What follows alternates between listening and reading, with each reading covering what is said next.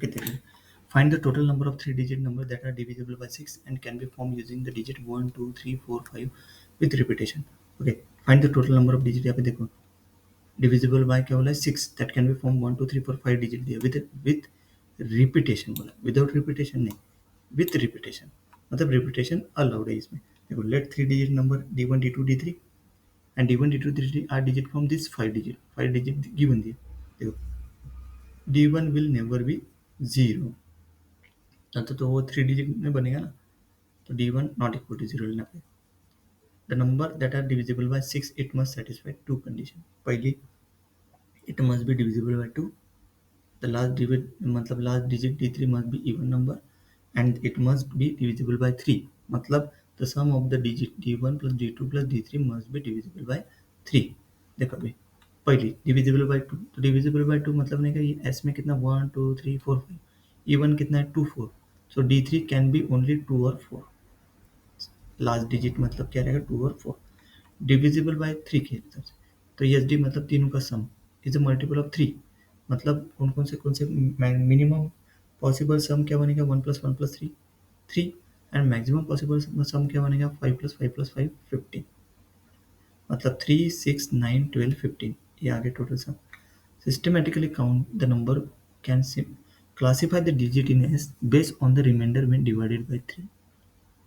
Digit का अगर reminder 0 आता है मोड 3 1 मोड 3 2 मोड 3, तो रिमाइंडर 0 मतलब 3 डिजिट, रिमाइंडर 2 मतलब 1 4 डिजिट एंड रिमाइंडर 2 मतलब 2 5 डिजिट. सही है, मतलब ये 2 डिजिट है 1 1 1. जैसे देखो n0 मतलब s0 equal to 1, n1 equal to s1 equal to 2, मतलब ये n0 मतलब रिमाइंडर 0 है ना, number of element n0 that is s0 मतलब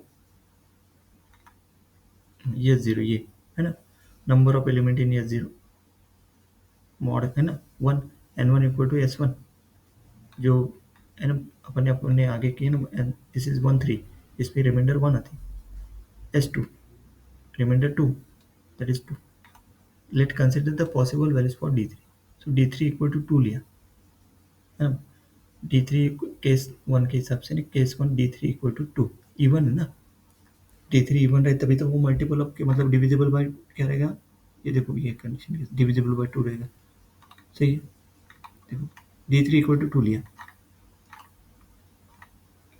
कंडीशन 2 डिविजिबल बाय 3 डिविजिबल. हाँ, केस 1 d3 इक्वल टू अगर 2 लिया तो 2 congruence to 2 mod 3, we need d1 plus d2 plus 2 equal to 0 mod 3 है ना.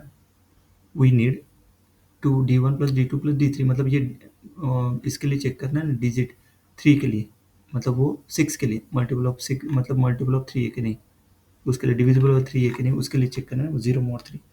d1 plus d2 equal to minus 2 mod 3 मतलब 1 mod 3, तो r1 equal to d1 mod 3, r2 equal to d2 mod 3, तो r1 plus r2 equal to 1 mod 3. तो possible pair r1 equal to 0, r2 equal to 1, d1 belongs to x0, d2 belongs to x1. Number of choices n0 into n1 1 into 2 2 है ना. For example के ऊपर 3 1 2 4 1 3 4 2 3, r1 equal to 1, r2 equal to 0, d1 belongs to s1 है ना and d2 belongs to s0.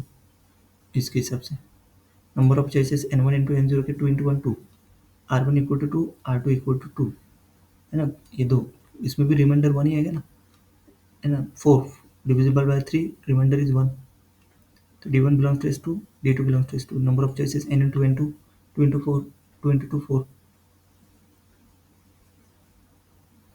सही है. Example के तौर पे ये आ गया 4. अभी पूरे मिला के कितना 2 प्लस 2 प्लस 4 8.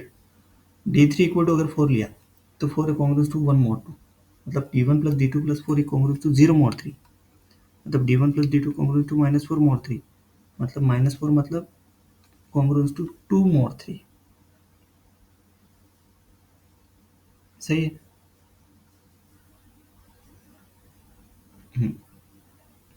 2 mod 3 हो जाएगा पॉजिटिव के हिसाब से. ओके, माइनस 4 है ना वहाँ पे.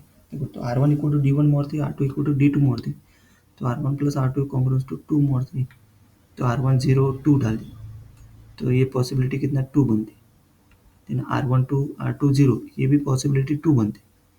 देन r1 1 r1 1 मतलब 2 आता ना, ये भी पॉसिबिलिटी कितना बनता है यहाँ पे n1 कितना 2, n1 2 4 possibility 4 choices in general. तो टोटल सम कितना हो गया 8, मतलब total number of 3 digit number divisible by 6 is the sum of the number from this case 1 and case 2। तो केस 1 में कितना 8 और केस 2 में कितना 8, टोटल 16। तो 16 is the final answer of this question. Okay, next question.